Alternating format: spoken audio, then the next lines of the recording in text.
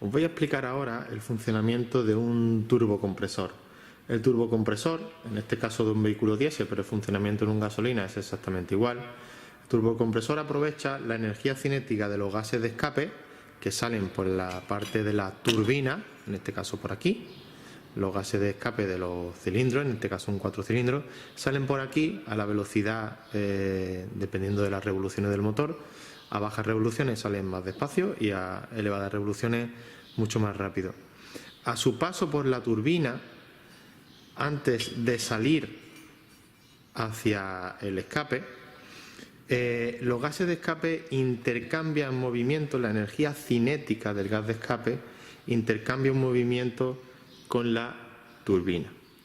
Es decir, los gases de escape van a mover la turbina, y esta misma turbina, al final de este eje, es solidario con la parte del compresor, que está en la parte de abajo. Es decir, los gases de escape salen, mueven la turbina y por la parte del compresor se comprime el aire de admisión que viene procedente del filtro para meterlo en el colector de admisión a una presión más elevada que la atmosférica, aproximadamente hasta 1,2 bares por encima de la atmosférica. Bien, como ya sabéis, los turbos de geometría variable se utilizan para compensar el soplado del turbo desde unas revoluciones bajas a unas revoluciones altas o de máximas revoluciones del motor. Fijaros, la geometría variable del turbo es esta que tenéis aquí. Estos son los álabes y esta es la turbina. Esto se le llaman los álabes o la geometría variable. Llevan una corona y esa corona va con una varilla sujeta, en este caso a un motor eléctrico. Podría ser un pulmoncito de vacío.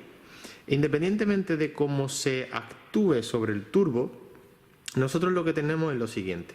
A bajas revoluciones, cuando el motor gira lento, el gas de escape que sale por el colector sale a una velocidad lenta. Cuando pasa por la turbina, esta ruedecita, ¿vale?, el eje de la parte de la turbina, la girará despacio. Por lo tanto, la parte del compresor comprimirá a poca presión, porque esto gira lento. Para compensar esa falta de soplado en bajas revoluciones existe la geometría variable. Fijaros, cuando nosotros tenemos el vehículo parado, tenemos esta posición, varilla hacia abajo o hacia arriba, depende cómo esté colocado el turbo. Si os fijáis, el aire de escape va a pasar a través de los álabes antes de incidir en la turbina. ¿Veis? Ahora mismo tenemos la máxima separación entre álabes. De aquí a aquí hay la máxima separación, mayor sección. Esta sería la posición de reposo con el contacto quitado, motor parado, es decir, la posición de varilla en reposo. En el momento que nosotros arrancamos el vehículo a ralentí, bien el motor o bien mediante una válvula de vacío, la varilla se mueve hacia el extremo superior, hacia el extremo opuesto. Dependiendo de cómo esté puesto el turbo, será hacia arriba o hacia abajo. El caso está en que esta geometría, estos álabes, se han cerrado. Al cerrarse, fijaros, el aire procedente del escape va a pasar ahora por una sección muy pequeña, que sería esta en medio de los dos álabes, o entre cada álabe. Es una sección muy pequeña. Al disminuir esta sección de paso, el aire que viene se acelera porque la sección del paso es menor. Al acelerarse, el aire entra con mayor velocidad a la turbina y por lo tanto la hace girar más rápido para las mismas revoluciones del motor. Es decir, para unas revoluciones de ralentí o bajas, los álabes estarán en su posición de cerrados. Para que el aire se acelere debido al estrechamiento entre los álabes, se le obliga a pasar a través de los álabes con una reducción de sección considerable, y al haber menos sección el aire se acelera y la turbina gira más rápido, ¿vale? Conseguimos girar más rápido. Es lo mismo que cuando vamos a regar en un jardín con una manguera, lo que hacemos es que aplastamos la punta del tubo. La punta del tubo nosotros la aplastamos, ¿vale? Cogemos la tuba, la aplastamos, y al aplastarla, al reducir la sección para una misma presión, lo que hacemos es que el chorrito de agua salga mucho más lejos, con mayor velocidad. Eso es lo que hace los álabes cuando nosotros arrancamos y ponemos el turbo o el motor girar a ralentí. Pero fijaros qué curioso, a medida que el motor sube de vueltas, ¿vale?, a medida que se va soplando, va aumentando la velocidad de los gases de escape del motor. ¿Por qué? Porque cuando subimos de revoluciones, pues el gas de escape sale cada vez más rápido. Como sale más rápido, la unidad de mando, mediante un motor eléctrico, mediante un pulmón de vacío, lo que tiene que hacer es ir compensando ese exceso de soplado abriendo la sección de los pasos del árabe. Entonces es lo mismo que si nosotros estamos regando en el jardín con una tubería con el estrechamiento en la punta, si de repente me dan más presión del circuito de agua, si me dan mucho más paso de presión a esa manguera, para llegar con la misma longitud de chorro tenemos que abrir el paso, aumentar la sección. En definitiva, a mayor sección se baja la velocidad. ¿Por qué hace eso la unidad? Pues porque si aumentamos las revoluciones y sube la velocidad del gas de escape, tenemos que ir compensando la presión de soplado para que el soplado del turbo no se exceda. En definitiva, si nosotros tenemos el vehículo a ralentí, tendremos la geometría en esta posición y conforme aceleramos la varilla va limitando la presión del turbo, abriendo la geometría variable. En el momento que cambiamos de marcha y necesitamos volver a soplar para que las revoluciones, las bajas revoluciones con el cambio de marcha consigan la mejor soplado, pues la unidad vuelve a reducir la sección y la va controlando. Este movimiento que hace la unidad de mando del motor, bien de forma hidráulica o de forma eléctrica, máximo soplado, mínimo soplado, y lo va regulando constantemente, no es todo nada. La unidad va controlando la posición de la geometría en función de la presión del turbo deseada para las revoluciones del motor indicadas. Pues este movimiento solo es posible si el pulmón, si fuera por el pulmón y el sistema de vacío está correcto, si el motor eléctrico está bien y sobre todo, y más importante, si la geometría no se queda agarrada. Un fallo muy común de los turbos es que esta geometría gira con dificultad por el movimiento por el impedimento a moverse de la propia carbonilla, y al tener carbonilla, pues obviamente lo que hace es que no se la puede llevar a su posición. ¿Cuál es uno de los fallos más comunes de los turbos? Pues que nosotros arrancamos el vehículo, el vehículo sale con potencia, está en posición de máximo soplado. Conforme aceleramos, la unidad tiene que llevarse los álabes a presión baja, o sea, es decir, controlando la presión con el exceso de revoluciones, pero esta varilla no la puede mover porque se está quedando agarrada. Al quedarse agarrada y no poder llevarse la presión de forma controlada, la unidad, ante un exceso de presión de soplado, la unidad lo que va a hacer es limitar la inyección. Tener en cuenta que si no tenemos una inyección fuerte de combustible, no tendremos los gases saliendo a la velocidad adecuada para hacer girar la turbina. Es decir, un problema de combustión hará que la turbina no gire a la velocidad que debe girar. Suponiendo que todo está correcto, en este turbo podemos ver que quien lo mueve es este motorcito que lleva un sinfín y una media luna. Esa media luna lo que va a hacer es mover esta bielecita que hay aquí abajo, que engancha con la varilla y sería la encargada de hacer este movimiento. ¿Veis? Carga, descarga. Máximo soplado, mínimo soplado. Si os fijáis, le hemos puesto unas conexiones eléctricas a lo que es la parte pura del motor, y si nosotros le damos con una batería positivo y negativo, ¿vale?, podéis ver cómo intenta moverse, pero no se mueve. Le podemos cambiar la polaridad por si estuviera en un extremo. Si le cambiamos la polaridad, intentará girar en el sentido contrario. ¿Veis? Está totalmente agarrado. Bien, este es el motivo por el cual la mayoría de los turboelectrónicos suelen caer. El sinfín, que es una parte de plástico, el calor del propio turbo lo suele deformar, y aunque el motor intenta moverse, el sinfín está totalmente bloqueado. Entonces la unidad quiere llevarse el soplado a la posición adecuada, pero ordena el motor y el motor no mueve la varilla. ¿Cómo sabe la unidad que hay un problema? Bien por el sensor de presión del turbo, que no alcanza la objetiva o la deseada, o bien porque el eje que mueve la varilla lleva un sensor de posición para la unidad electrónica del turbo, que sería esta de aquí, la unidad que controla el turbo, y le indicará que hay un problema del turbocompresor, de la posición de la varilla. Estas partes que veis aquí en el eje es la que le indica a este captador de la unidad la posición en la que está la varilla. ¿Ok? Esto es un control del turbo mediante unidad electrónica, y el hecho de que ahora sean controlados electrónicamente es principalmente por tema anticontaminación o por tema de fiabilidad. Tener en cuenta que un turbo que se controla electrónicamente, siempre y cuando no haya ningún problema, es un turbo en el cual la presión de soplado será siempre la óptima. Bien, os voy a enseñar la parte de si habéis entendido cómo funciona el soplado de un turbo y su control de presión. Vamos a ver ahora lo que sería la parte de la caracola de admisión. Simplemente es la otra parte del turbo. ¿Veis? Este eje, la turbina gira y el giro de la turbina mueve la parte, el mismo eje, la caracola del... Vamos a quitar la geometría.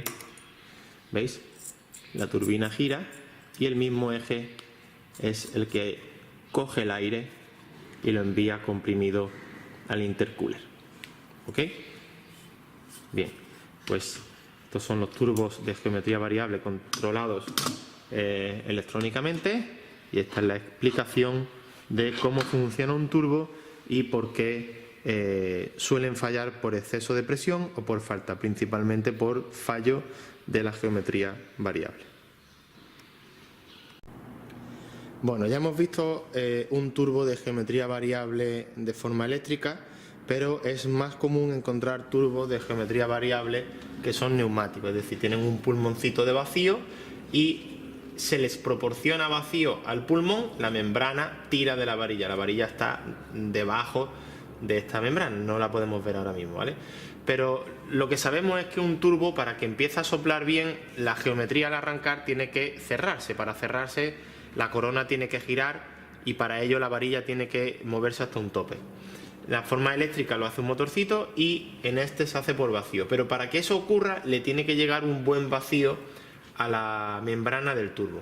Ese vacío viene por este tubo de la electroválvula de control del turbo, que mediante señal de onda cuadrada, la unidad le manda un pulso de masa variable, generalmente es onda cuadrada de masa, y dependiendo del ciclo de trabajo o duty, mandará más o menos vacío. El vacío que manda hacia la membrana viene proporcionado por el depresor. Este es el depresor que mecánicamente genera vacío, es una bomba de vacío y alimenta con vacío a la electroválvula del turbo. Esta es la famosa N75 del grupo VAS, que solo el grupo VAS le llaman N75, la electroválvula de control del turbo. Bien, para que cuando nosotros arranquemos la varilla se vaya hasta arriba y el turbo salga soplando, en primer lugar tenemos que tener vacío proveniente del depresor, 1 kilo, y luego la electroválvula debe ser gobernada para mandar ese vacío hacia la membrana, ¿vale? Entonces, lo que vamos a hacer lo primero es mediante un MITIVA. MITIVA es un reloj que mide el vacío aplicado, bueno, también mide presión, en este caso lo tenemos puesto en vacío. Lo que vamos a hacer es desconectar lo que viene del depresor, lo desconectamos y vamos a ponerle aquí un tubito. Me busco un tubo, aquí ya tenéis que tener ciertas herramientas, conectores, y conectamos el MITIVA a lo que mete el depresor, ¿vale? Ahora lo que vamos a hacer es arrancarlo. Vamos a poner aquí el MITIVA para que lo veáis. Lo enfoco.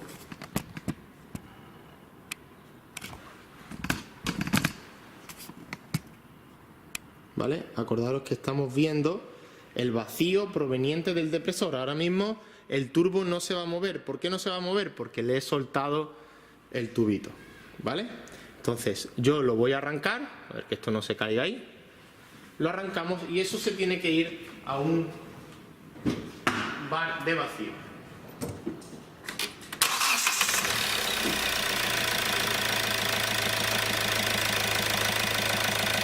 ¿Veis?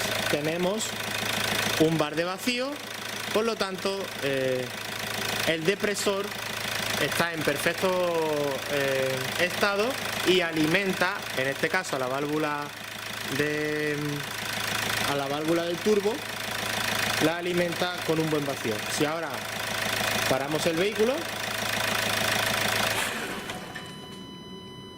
¿veis?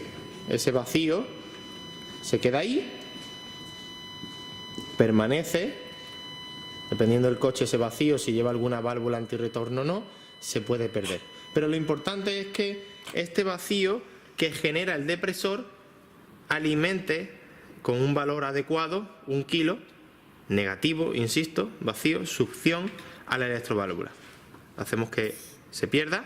Bien, ya hemos comprobado el vacío del depresor, que es el punto número 1 a comprobar. Ese es el punto número 1 a comprobar cuando tenemos un problema de turbo o de EGR, todo aquello que se mueva de forma neumática. Bueno, ponemos el tubo, ¿vale? No podemos pedir al turbo que se mueva por vacío, que la membrana funcione, si el depresor no lo alimenta. Ahora, si ya sabemos que aquí hay vacío, ahora lo siguiente es ver si la electroválvula está dando paso de vacío suficiente a la membrana. ¿Con qué valores trabaja? Cuando arrancamos, que la geometría se tiene que ir al tope máximo, nunca se va a 1 kilo, se queda más o menos por la mitad, 0,5. Quitamos este tubo y aquí, para verificar el estado de funcionamiento de la membrana, aquí le vamos a poner una T. Vamos a coger una T, ¿veis? Cogemos una T, la ponemos aquí. Esta es la que va al turbo, esta es la que va al mitibar, ¿vale? Aquí va al mitibar y el mitibar va a poder medir, y esta es la que va a la electroválvula. Bien, repito, estamos poniendo en T el mitibar está puesto en T al paso de vacío que la electroválvula da hacia el turbo. Si todo está correcto, ¿vale? Si todo está correcto, el vacío que tiene que llegarle ahora a la membrana del turbo debe ser 0,5. Hay algunos coches que están en 0,4, pero tiene que ser un vacío, un buen vacío, ¿vale? Y el vacío tiene que llegar rápidamente. Arrancamos el coche, nada más arrancar la electroválvula le dará paso a 0,5. Arrancamos. Fijaros cómo rápidamente se va a 0,5. Eso quiere decir que ahora mismo la varilla debe estar arriba del todo, arriba o abajo, depende de cómo esté puesto el turbo, siempre y cuando mecánicamente no está cogida. Pero con esta comprobación descartamos la electroválvula y descartamos temas de vacío. Si aún así no sopla, ya veríamos si la varilla está agarrada mecánicamente, ¿vale? Esas son las comprobaciones. En caso de arrancar y no tener aquí el vacío adecuado, tendríamos que irnos a comprobar si la unidad de mando le está metiendo o no los pulsos de negativo a la electroválvula, porque si tenemos un fallo en el sensor de presión del turbo, a lo mejor la unidad no quiere que el turbo sople, ¿vale? Pero la prueba de vacío es fundamental hacérsela a un turbocompresor para que el coche sople. Vale, ahora la siguiente prueba sería ver si cuando nosotros aceleramos la unidad suelta el vacío, porque si no lo suelta, los álabes se quedan soplando al máximo y se excede la presión del turbo, ¿vale? Voy a colocar el mitibar para que no se mueva. Enfoco el reloj de presión, ¿vale? Porque si no se va a estar moviendo. ¿vale? Y si ahora nosotros damos unos acelerones, veis cómo el vacío tiene que soltar y luego recuperarse. ¿Veis? Recupera. Tener en cuenta que el turbo en vacío no sopla en exceso, entonces esta pérdida de vacío no es muy considerable. Ese movimiento de la aguja nos indica que la electroválvula de vacío está funcionando correctamente, es decir, cuando tiene que soplar le da vacío y cuando tiene que dejar de soplar o compensar el soplado le quita vacío, lo suelta, ¿vale? Entonces tener en cuenta que si ese vacío no lo soltase se va a producir un exceso de presión de turbo y la unidad cortará la potencia limitando la inyección. Si por el contrario lo que tenemos es falta de vacío, no llega, ya tendríamos que revisar los tubitos, la membrana del turbo que esté picada, etcétera, etcétera. Bueno, pues esas serían las comprobaciones más importantes a realizar en los turbos de geometría variable.